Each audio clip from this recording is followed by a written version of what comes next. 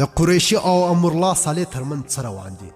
دا چې قریشي پر امرالله صالح څه نیوکې کړي همدا ټول معلومات را سره په همدې ویډیو کې وګورئ. ګرانو مینهوالو السلام علیکم، ستړي مه شئ، وخت مو پخیر.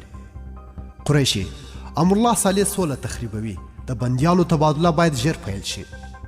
د پاکستان د باندنیو چارو وزیر شاه محمود قریشي ټینګار کړی چې د باور جوړولو لپاره د افغان حکومت او طالبان دواړه د بندیانو خوشي کولو بېله ځنډه پیل کړي. نوموړي نن یکشنبه په اسلام آباد کې یوې خبري ناستې ته وویل چې بین الافغاني خبرې د ژر تر ژره پیل شي. شاه محمود قریشي له دوحې څخه تر ستنېدو وروسته خبریالانو ته وویل په افغانستان کې د تلپاتې سولې څرک لګېدلی، خو اوس هغه په ټوکو غوراوی د افغانانو خپل دی چې دا فرصت څنګه کاروي. ښاغلی قریشي یوازې یوه ورځ وروسته له هغې دا څرګندونې کوي چې افغان طالبانو او امریکا په دوحه کې د سولې په اړه پر خپل منځي هوکړې پرون شنبه لاسلیکونه وکړل.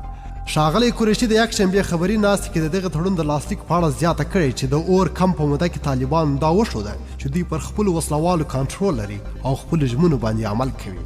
د هغه په وینا افغان ولسمشر محمد اشرف غني پوه او تجربه لرونکی کس دی او پوهیږي چې د باور فضا جوړولو لپاره باید څه وشي.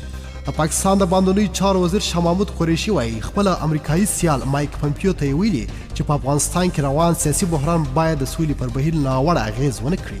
نوموړي د یوې پوښتنې په ځواب کې افغان ولسمشر راتلونکي لومړی مرستیال امرالله صالح پر کړنو او څرګندونو هم نیوکه وکړه او هغه یې د سولې بهیر پر ګډوډولو تورن کړ.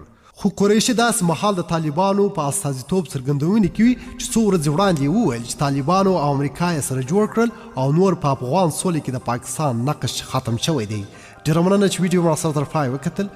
کوم خوښ شوي لایک یې کړئ، کوم چینل نوی سبسکرایب کړئ چینل سبسکرایب کړئ. تر بیا او بلې ویډیو